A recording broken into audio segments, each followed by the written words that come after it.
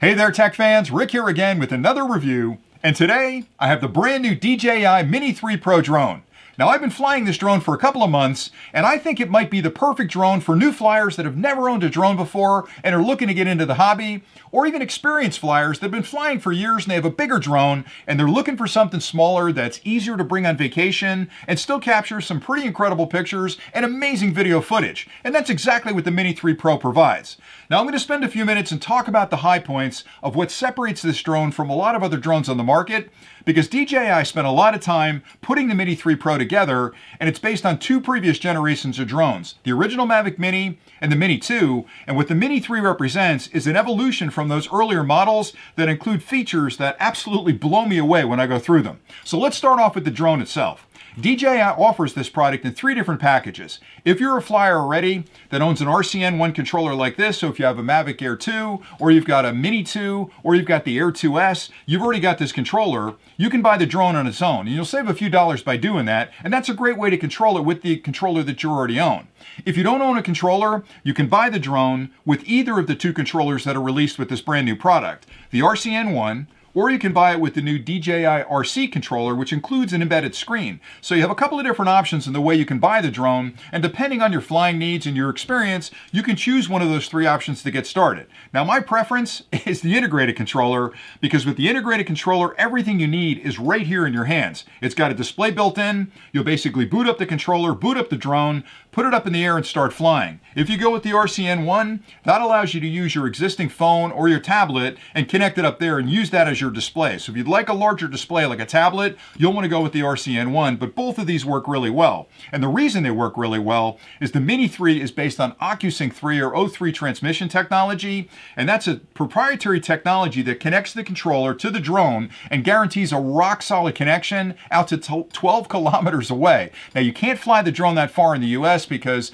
you're limited by your visual line of sight, so you always have to keep the drone in sight, but knowing you've got a strong signal to fly that far means you're not going to have any issues flying it in close if you get into a noisy area or there's a lot of obstructions in the area where you're flying. So the O3 technology is really important. Another cool feature that they built in is 3-directional obstacle avoidance, which means this drone can sense danger in front, in back, and below it. So when you're flying along, if you're heading for a tree, the drone will see that tree and it'll stop. It won't let you actually crash the drone. And that's a big improvement over the Mini 2.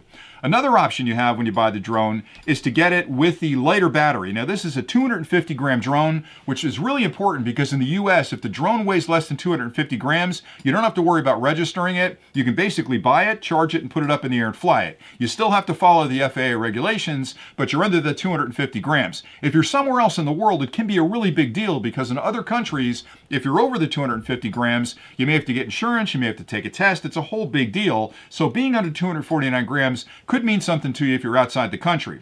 And you have two choices in batteries. You can go with the original battery here, which is a lighter battery, and that'll give you 34 minutes of flight time, which again is incredible, but that'll keep you under the 249 grams. They also offer a plus battery, which will give you a whopping 45 minutes of flight time on a single charge, which is unheard of, and that'll raise the weight over that 250 grams. So if you're in the US and you want to use the bigger batteries or the plus batteries, you'll have to register the drone. But again, it's not that big a deal. It's $5. You get one number you can use on all the drones you're flying, and then you can fly for a couple of years and not have to worry about it again. So my recommendation is, if you buy the drone, you're going to get it with the 249 gram battery.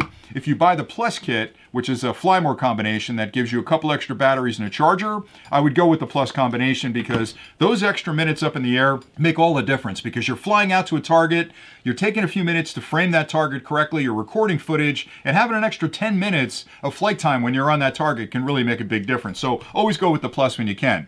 All right, so I mentioned flight time already. Again, 34 minutes or 45 minutes, depending on the battery you're using, which is far longer than most other drones that are up in the air today.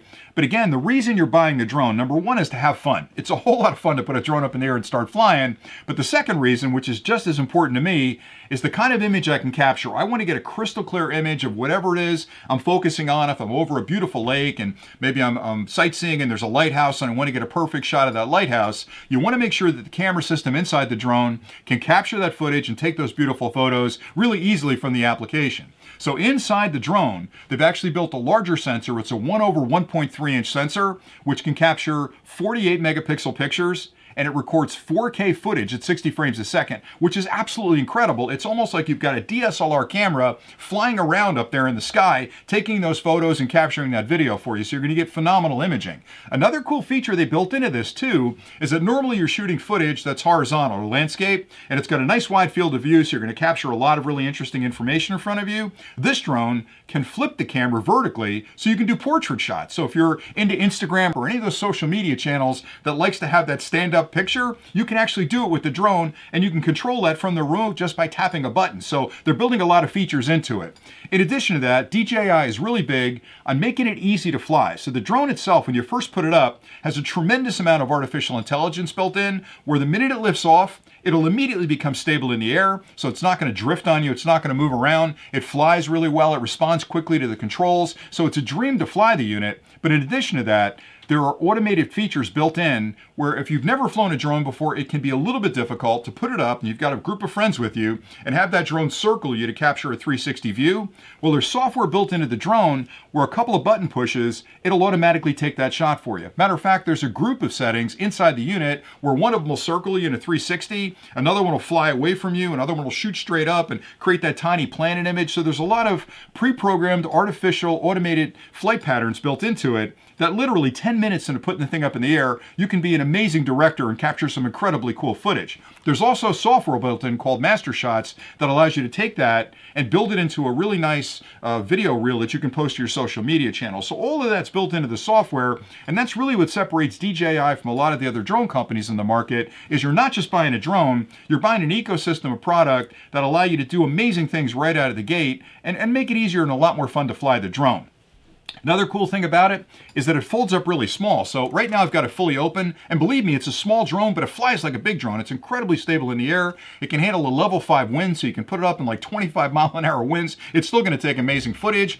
It's got a 3-axis stabilized gimbal on the front. So a lot of other drones may have a 2-axis gimbal, and the 3rd axis they're going to actually do with digital stabilization. This one has a 3-axis gimbal in it, which means no matter what's happening to that drone up in the air, that image is going to be rock solid, and that's going to take charge. Also, the software behind how that gimbal manages that movement is really critical, and DJI has honed their craft around that to give you a rock-solid image no matter what the conditions are up in the sky.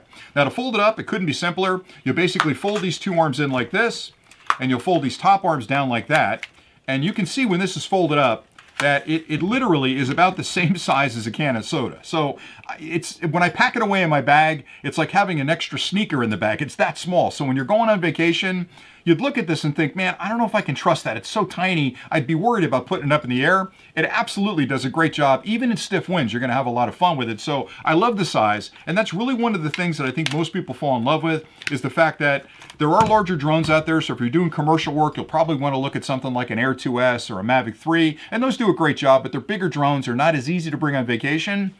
The Mini 3 Pro was designed to be a traveler's buddy. It's designed to be the drone that you can throw in your bag and you show up at that beautiful location and you're having family, your family and friends are there and you want to get some beautiful photography and some great video. This is the drone to go with. So again, everything you've heard today in this review is built into this product, and I think it represents pretty much the pinnacle of 249 and below gram drones available on the market today. It's just an astoundingly cool product. So I hope you found this review helpful, and until next time, stay nerdy.